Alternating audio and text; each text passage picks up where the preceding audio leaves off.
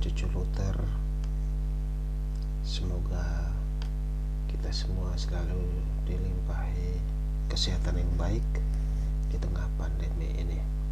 Semoga pula berkat Tuhan selalu menaungi kita semua.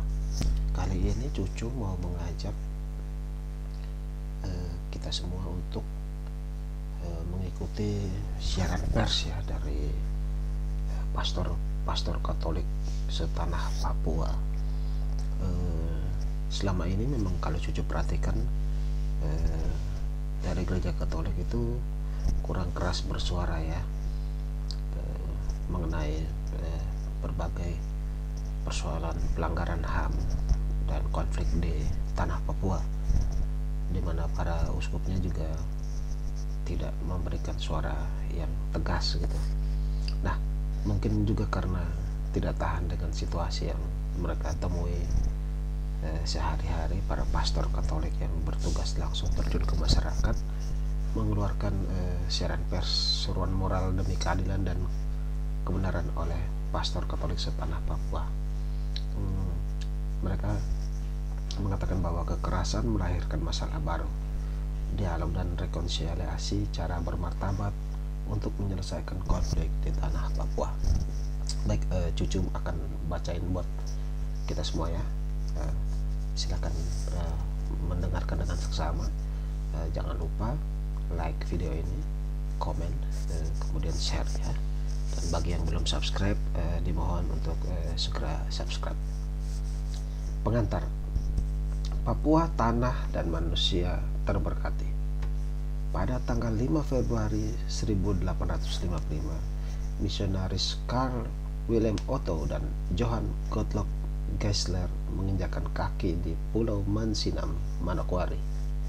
Taburan tifa perubahan dan peradaban baru pun bergema di pesisir pantai, di lereng-lereng gunung, di lembah-lembah dan di rimba raya seluruh pelosok tanah Papua.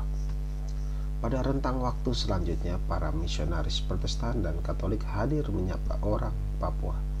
Mereka mewartakan Injil Kerajaan Allah. Orang Papua menerima Injil dan dibaptis menjadi anak-anak Allah, sekaligus menjadi warga gereja Katolik, warga gereja Kristus, baik Katolik maupun Protestan.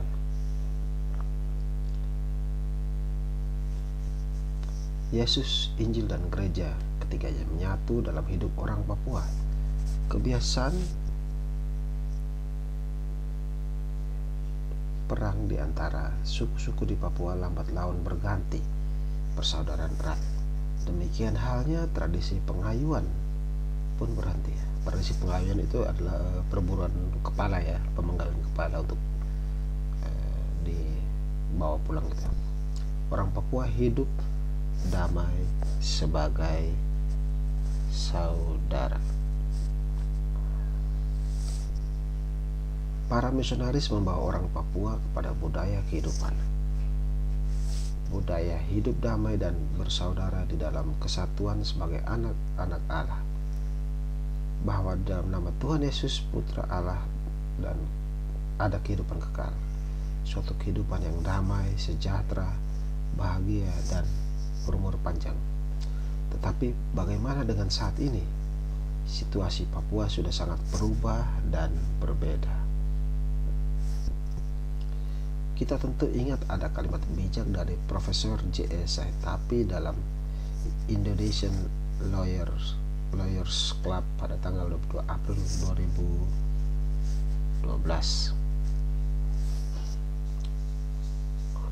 Berdasarkan pepatah Belanda, al is de legend nog zo snel, de waarheid achter haar wel. Ia berkata, meskipun kebohongan itu lari secepat kilat, satu waktu kebenaran itu akan mengalahkannya.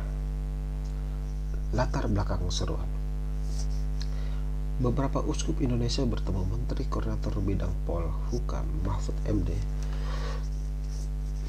membahas kekerasan di tanah Papua pada tanggal 3 November 2020.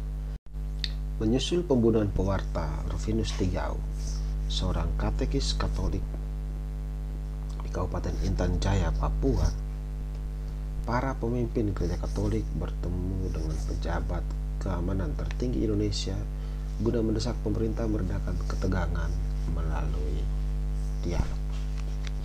Pertemuan itu berlangsung di kediaman Mahfud MD dengan tujuan membahas berbagai permasalahan yang melanda provinsi paling timur di Indonesia yang terus bergolak.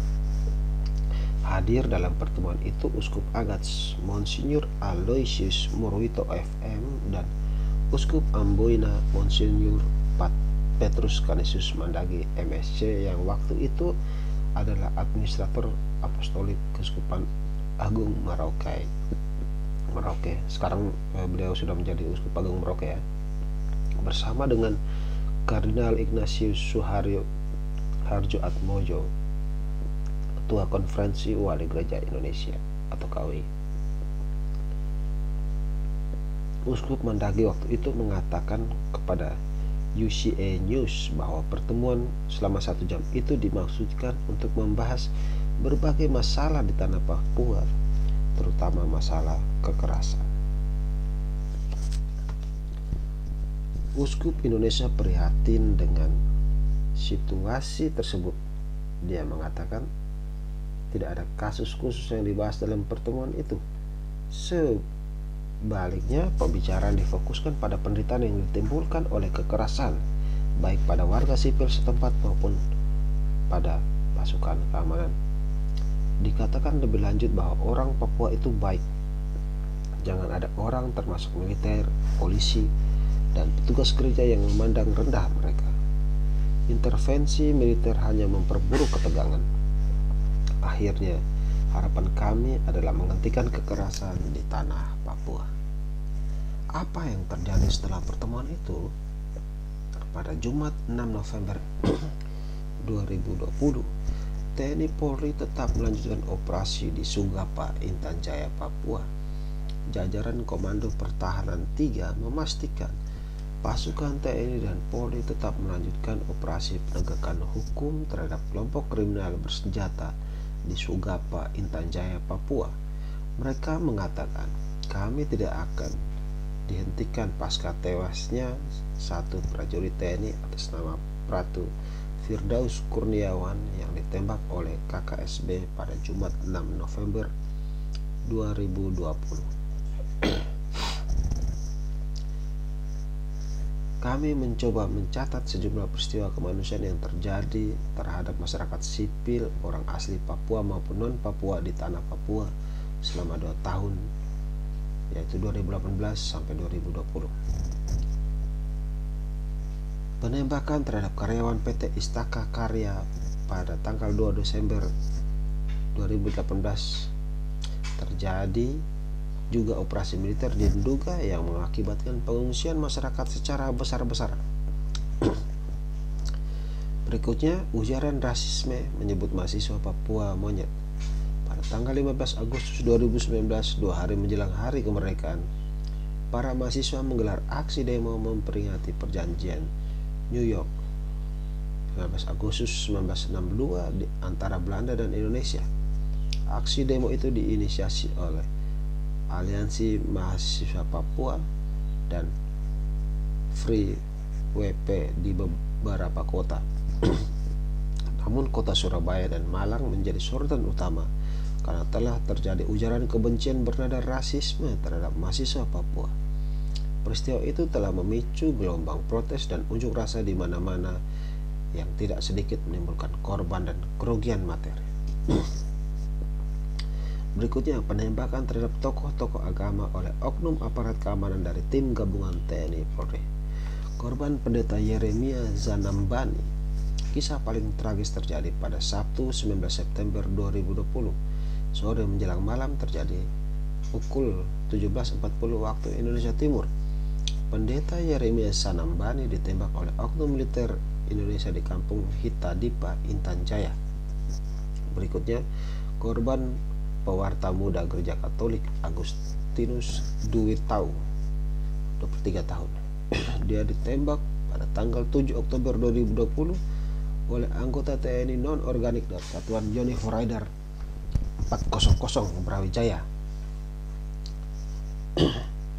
Korban pewarta muda Gereja Katolik lainnya adalah Rufinus Tigao di Kampung Jalai, Distrik Sugapa, Intan Jaya. Ia ditembak oleh pasukan gabungan TNI Polri pada Senin tanggal 26 Oktober 2020 tepat pukul 5 waktu Indonesia Timur. Tim gabungan masuk ke Kampung Jalai dan melakukan penyisiran dan penembakan. Korban pelajar SMU Negeri 1 Ilaga, Antonius dan Maluk, murid.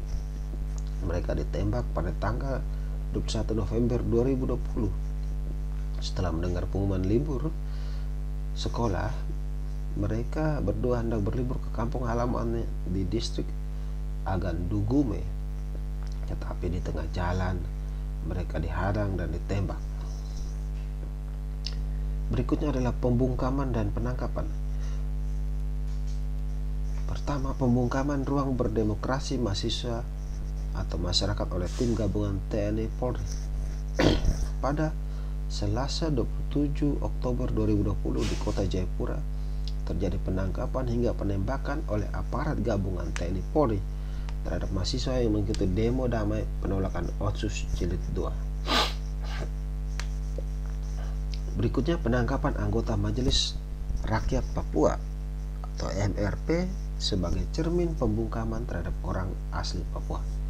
Padahal MRP merupakan lembaga resmi negara yang ditegaskan di dalam Pasal 5 Undang-Undang Nomor 21 2001 tentang otonomi khusus bagi Provinsi Papua dan kemudian diatur lebih lanjut melalui Peraturan Pemerintah Nomor 54 Tahun 2004 tentang MRP.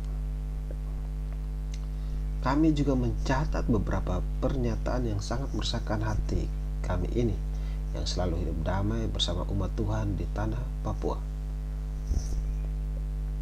Pada 21 Oktober 2020 pukul 18.40, media pantau.com memberitakan bahwa Menko Polhukam Mahfud MD merekomendasikan agar aparat pertahanan dan keamanan mengisi daerah-daerah kosong demi pengamanan. Hal itu diungkapkan dalam menerima laporan tim gabungan pencari fakta Intan Jaya di kantor Kemenko Polhukam. Maaf. Pada tanggal 21 Oktober 2020 yang diperbarui pada tanggal 22 Oktober 2020, berita BBC News Indonesia menyatakan bahwa Menko Polhukam merekomendasikan penembakan pasukan di Papua setelah mengatakan laporan tim gabungan pencari fakta menunjukkan bahwa ada dugaan keterlibatan oknum aparat dalam pembunuhan pendeta Yeremias Zanambane di Hitadipa, Intan Jaya. Menko Polhukam juga merekomendasikan penambahan pasukan di Papua. Pada Kamis 29 Oktober 2020 pukul 14.24, Bayu Ade Wicaksono dalam media fifa.co.id memberitakan bahwa ternyata TNI telah menyiapkan satu batalan pasukan tempur infanteri 122 Tombak Sakti untuk terbang ke Papua. Batalion yang disiapkan berasal dari Kodam 1 Bukit Barisan. Berdasarkan informasi yang dihimpun, 450 pasukan disiapkan untuk pelaksanaan operasi Satuan Tugas Pengamanan Perbatasan RI Papua Nugini. 5. Dasar keterpanggilan kami, para pastor setanah Papua, untuk bersuara pada hari ini, Hari Hak Asasi Manusia Sedunia, yakni demi keselamatan umat Tuhan yang kami layani di tanah Papua. Kami para pastor bertugas di kota-kota dan kampung-kampung di seluruh tanah Papua, dari Sorong di sebelah barat sampai ke Samarai di sebelah timur. Kami sangat dekat dan selalu bersama umat Tuhan, sehingga suka duka mereka juga suka duka kami. Harapan dan kecemasan mereka sekaligus juga menjadi harapan dan kecemasan kami.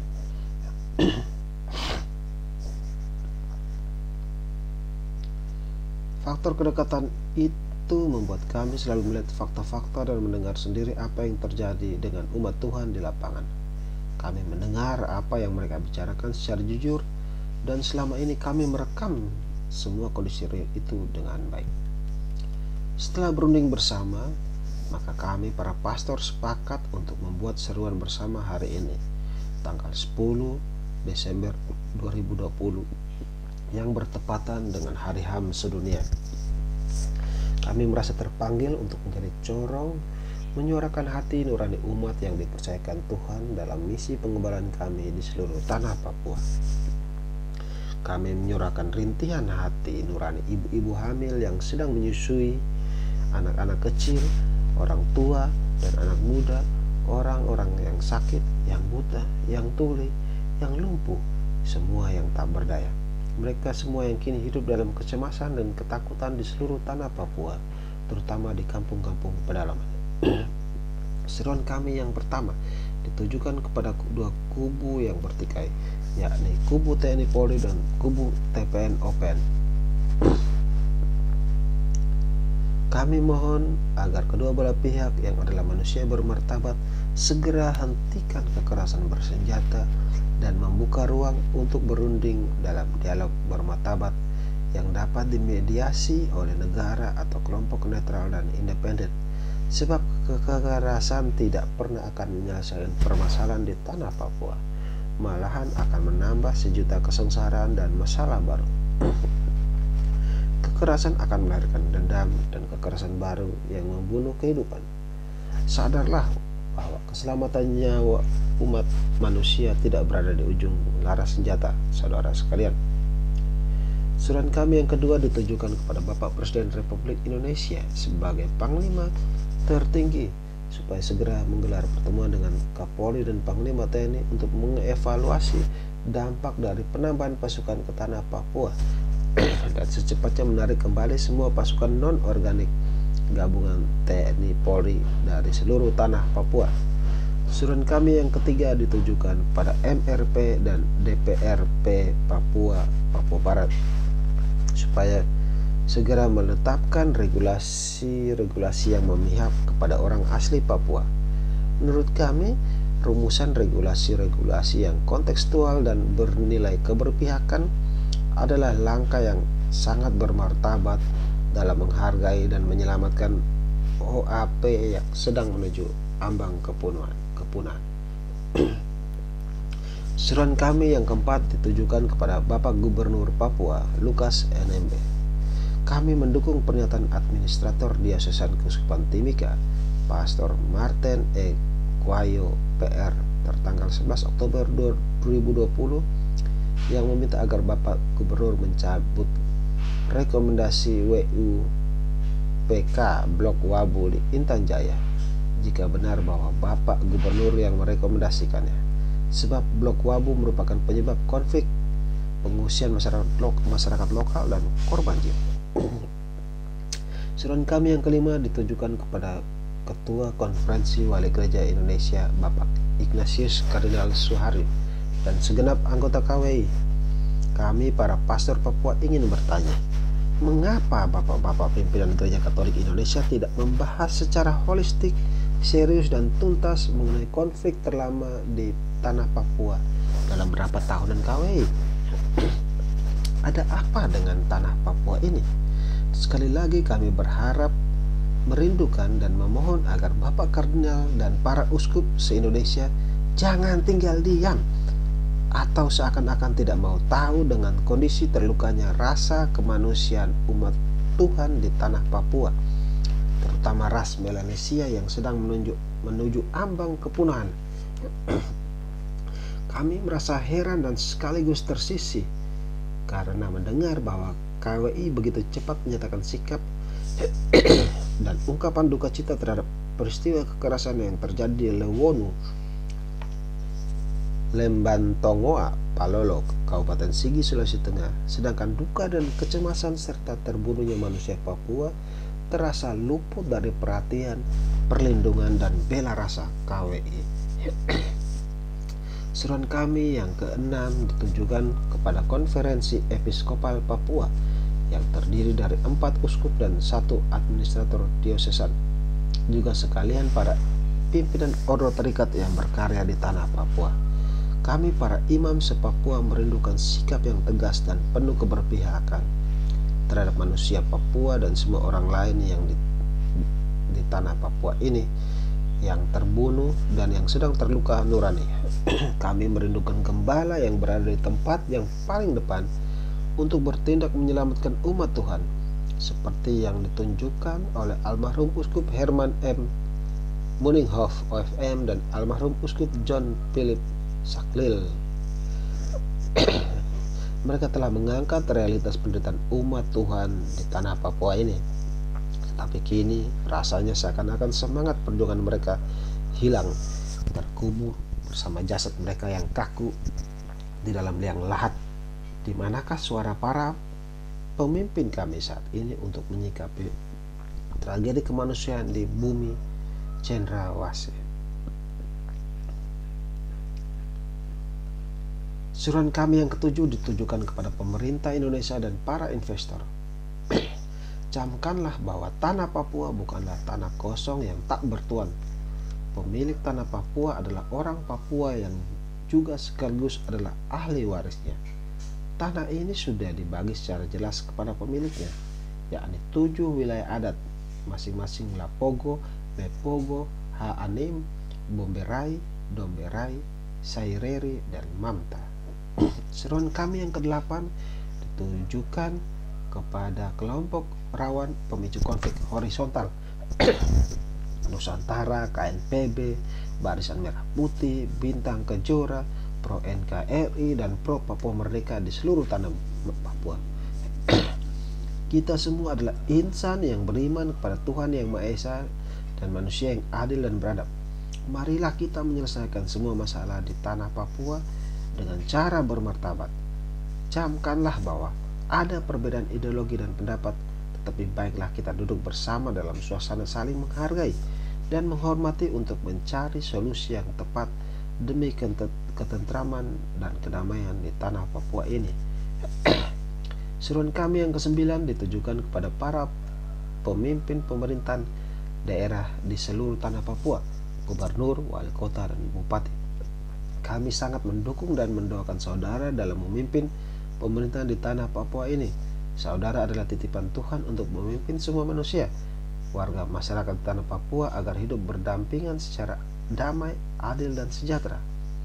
Lihatlah dengan mata iman semua realitas di atas tanah ini. Pimpinlah negeri ini secara independen dan mandiri, berdasarkan nurani yang tulus tanpa cacat intervensi dan intimidasi dari siapapun yang hanya akan merusakkan kestabilan, ketentraman, kedamaian, dan keadilan di atas wilayah pemerintahan yang saudara pimpin. Kami juga meminta perhatian yang khusus untuk pembinaan bagi aparat pemerintahan setempat dan petugas-petugas lapangan supaya ada dedikasi kepemimpinan dan pengabdian, supaya ada semangat pelayanan yang bertanggung jawab, yang tulus dan ikhlas bagi masyarakat demi keselamatan dan kesejahteraan masyarakat banyak. Seruan kami yang ke-10 ditujukan kepada para pengambil kebijakan migrasi, kepada pemerintahan pusat dan daerah. Kami berharap sambil mengingatkan apa yang telah kami katakan di atas, bahwa tanah Papua bukanlah tanah kosong dan tak bertuan. Karena itu mesti ada kebijakan yang jelas mengenai migrasi. Entah ada upaya pembatasan atau malah dihentikan arus migrasi yang selama ini terjadi secara terstruktur maupun tidak terstruktur ke tanah Papua. Upaya ini harus dibuat untuk mengantisipasi supaya tidak terjadi relasi yang semakin renggang dan tegang antara pendatang dan OAP, sekaligus meminimalisir gerakan-gerakan sosial yang berakibat pada tekanan dan tersingkirnya OAP di atas tanah leluhurnya sendiri. Akhirnya, kami para pastor Papua sepakat dengan tegas menawarkan suatu pendekatan dialog. Pendekatan inilah yang menjadi kebijakan baru dan bermartabat untuk membangun tanah Papua yang stabil, adil, dan damai, serta sejahtera, sekaligus dengan tegas menolak dan mengutuk tindakan kekerasan di atas tanah ini. Dialog yang kami tawarkan adalah dialog komprehensif yang dapat menyelesaikan konflik terlama di tanah Papua ini. Dialog ini tidak dimaksudkan untuk mencari siapa yang salah dan siapa yang benar, melainkan demi menemukan kebenaran-kebenaran nyata yang mengantar semua pihak kepada keadilan dan damai di dalam hidup. Dalam iman dan pengharapan, kami sangat yakin bahwa dialog tidak akan pernah membunuh. Dialog tidak akan pernah menyakiti, dan dialog tidak akan pernah menjadikan kita bodoh. Justru ketika kita menggunakan cara-cara yang salah seperti tindakan kekerasan yang tidak berperi kemanusiaan, maka kita akan meninggalkan luka busuk lahir maupun batin. Karena apapun alasannya, setiap kekerasan berupa pembunuhan dan pembantaian serta pembiaran terhadap manusia ciptaan Tuhan adalah merupakan salah dan dosa teramat bengis dan kejam. Tertanda kami para pastor Katolik setanah Papua. Ada ya, ini berikut, ini adalah nama-nama pastor-pastor tersebut. Ya, banyak sekali. Ya, saya senang sekali ya, cucu senang sekali dengan seruan ini, karena pihak gembala itu kan memang harus menyuarakan, menjadi penyambung lidah umat gitu. Ya, ini wah, banyak sekali saudara-saudara nama-nama pastor yang turut mendukung seruan moral ini. Iya, itu kita lihat.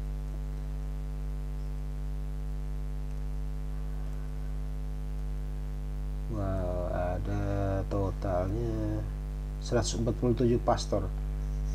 Ya, semoga seruan ini bisa didengar oleh para gembala utama, para uskup, supaya para uskup juga bisa lebih tegas menyatakan sikap, dan pemerintah juga menjadikan seruan ini sebagai pertimbangan mereka dalam mengambil kebijakan soal Papua ya. Oke, mungkin begitu saja ya informasi dari Cucu, semoga bermanfaat. Jangan lupa sekali lagi like video ini, komen, share, kemudian subscribe bagi yang belum subscribe ya. Semoga kita selalu diberikan kesehatan. Semoga juga Tuhan selalu memberkati kita. Amin.